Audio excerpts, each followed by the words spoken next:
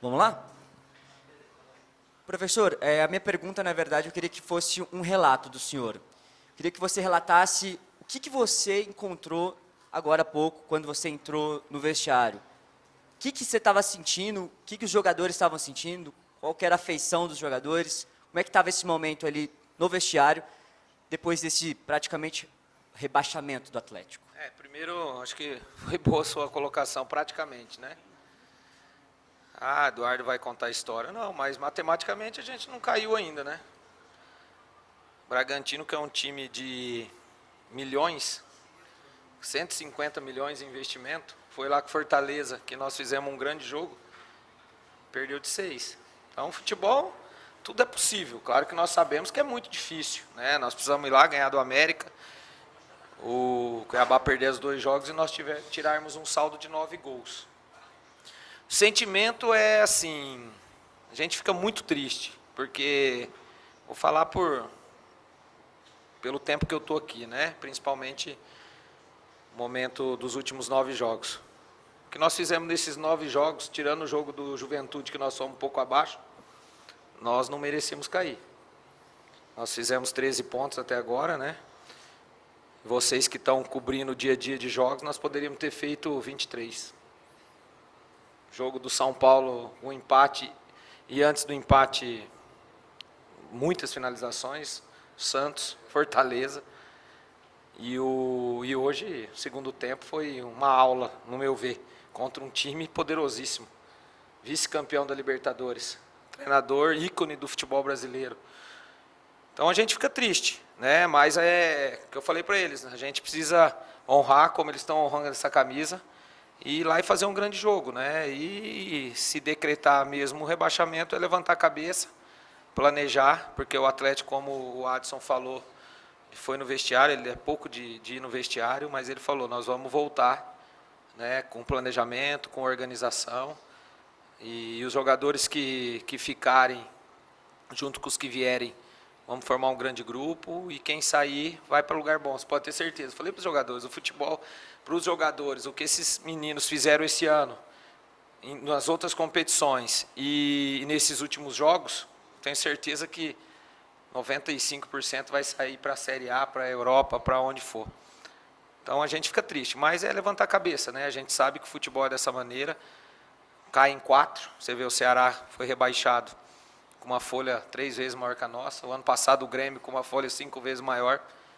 O importante é a gente levantar a cabeça, planejar, voltar, fazer um grande primeiro semestre e depois pensar na divisão que nós vamos disputar. Boa noite, Eduardo. Os seus números na frente do Atlético são muito bons, né? O Watson até minutos atrás estava elogiando, ele já disse mais de uma vez que se pudesse até ele teria te contratado antes, né? Teria tido o Eduardo Souza por mais tempo. A minha pergunta não é nem sobre o jogo, é sobre o Eduardo Souza. O Eduardo Souza quer permanecer no Atlético, tem a intenção de permanecer nessa função que você ficou por mais de um ano, por mais de uma temporada no Atlético, ou o Eduardo Souza quer seguir como treinador? Não, eu preciso sentar com o Adson. Eu sou muito grato para o Atlético, né? O Atlético, quando eu saí, o Adson entendeu.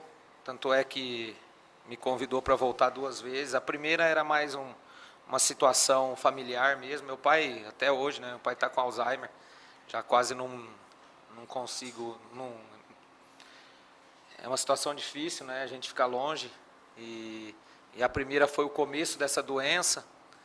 E agora esse período que eu saí para dar esse salto aí, as coisas, você vê como que é o futebol.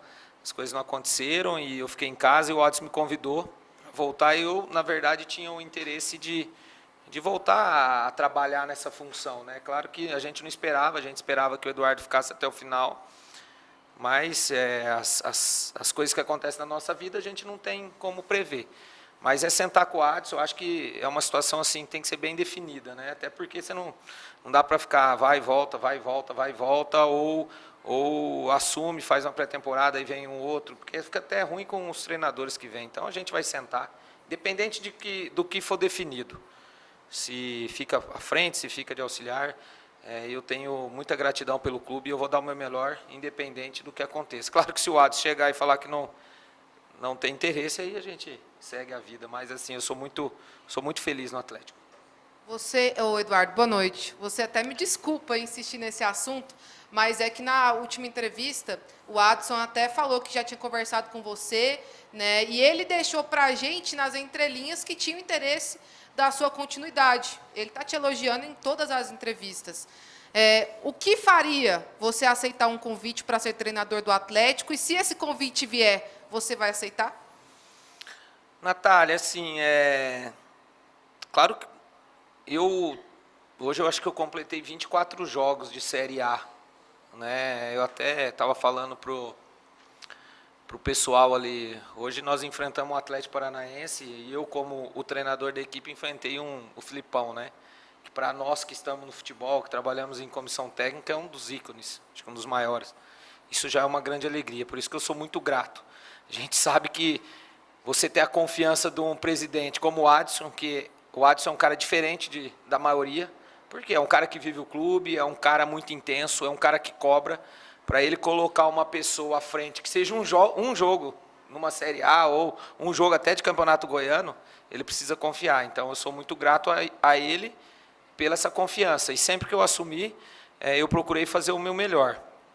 A gente vai conversar, eu acho assim, a gente já conversou algumas situações, né, mas a gente sabe que o futebol ele é muito dinâmico, o futebol, as coisas acontecem, né, então eu acho que se ele vir a me convidar realmente para ser o treinador em 2023, vai ser uma grande honra, né, a gente, quem que não quer trabalhar no Atlético, mas se não for o momento e a gente continuar também vai ser uma grande honra, Natália.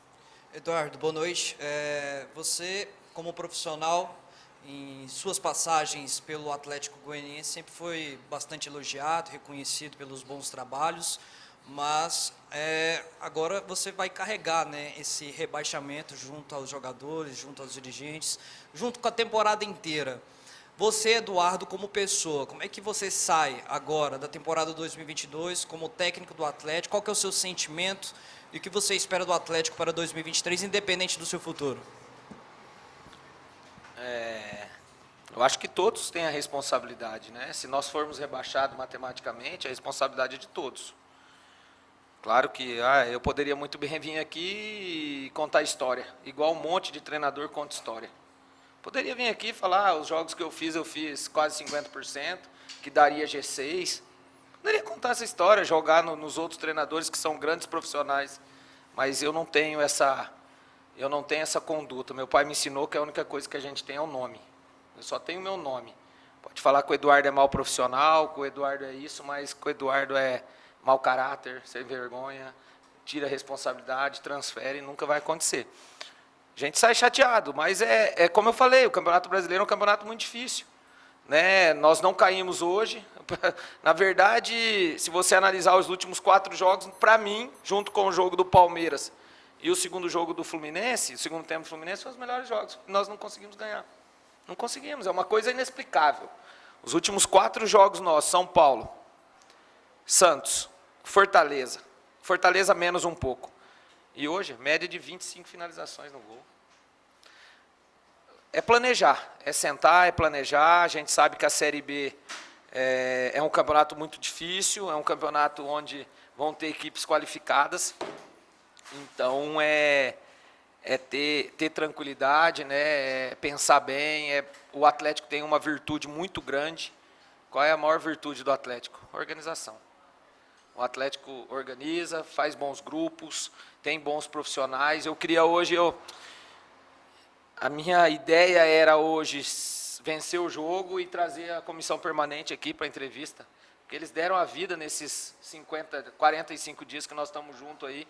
Então não foi o Eduardo que foi todos. O Murtosa está aqui, que é o nosso gerente, foi a parte técnica, a parte física. Eu queria muito, eu tinha pedido muito a Deus que nos desse essa vitória para mim colocar todo mundo aqui, para valorizar todo mundo, porque são bons profissionais. Mas, infelizmente, Deus não quis até o momento e a gente... E volto a dizer, rapaziada, foi Deus, não era para ser. Se nós cairmos, não era para ser, porque pelas partidas que nós fizemos e nós não conseguirmos os resultados, tem alguma coisa que estava escrita. Ô, Eduardo, é claro que a situação, com certeza, foi um dos maiores desafios da sua carreira como profissional no mundo do futebol. Mas nas questões fora das quatro linhas, incentivar esses jogadores, ter toda uma questão de alguns atletas que estavam à disposição e depois não estavam mais. O próprio presidente nas entrelinhas também deixou claro o que estava acontecendo. Fora da questão tática e técnica dentro do campo, foi o trabalho mais difícil também para você nos bastidores? Lipe, assim, se você analisar a situação que nós estávamos, nós vimos, se eu não me engano, de 5 derrotas e a eliminação na Copa do Brasil, né? Na verdade, posso estar errado em números, nós vimos de 15 jogos com uma vitória. 15 jogos de virar. Então, isso que nós mostramos para os atletas. Eu lembro até hoje uma conversa que nós tivemos lá em Florianópolis, antes do jogo, o Adson falou, nós falamos, gente, nós temos um bom time, mas nós precisamos mostrar, a partir de agora, nessas 10 rodadas, a qualidade desse time. Porque não adianta nós ficarmos falando, pô, nós temos um bom time, foi as Copas, foi isso, foi aquilo, e nós não demonstramos. Hoje nós podemos ver várias situações que contribuíram para o rebaixamento. Por quê? Nesses 9 jogos, 70% dos jogos nós somos superiores a grandes times. Então mostrou que o time tem qualidade, mostrou que os jogadores têm hombridade. Né? Foi o que o Adson falou, se nós cairmos de cabeça erguida, porque vocês demonstraram nessa fase final. Então, esse foi o maior desafio. É mostrar para os jogadores que não adiantava a gente ficar, nós não vamos cair, nós não vamos cair, nós não vamos cair. O Campeonato Brasileiro cai. O Grêmio caiu com uma folha de quantos milhões? O Bahia caiu, o Ceará caiu agora, então cai. Se você entrar dentro do Campeonato Brasileiro achando que você não cai, você cai.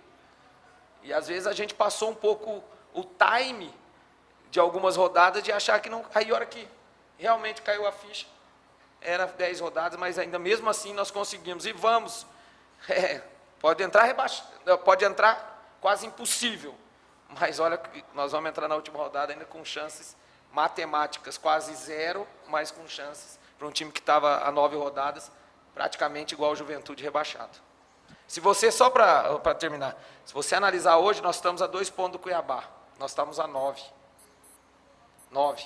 Nós tiramos em 9 rodadas 7. Nós estamos a 10 do Ceará, nós estamos a 1. Nós ganhamos 11 a mais. Juventude, nós estávamos 1 a mais, hoje nós estamos... Então, nós fizemos por onde? Infelizmente, talvez o tempo, e eu falei para os jogadores ali na palestra, eu queria ter mais umas 5, 6 rodadas. 5, 6 rodadas jogando esse futebol que nós jogamos, eu tenho certeza que nós permaneceríamos. Obrigado.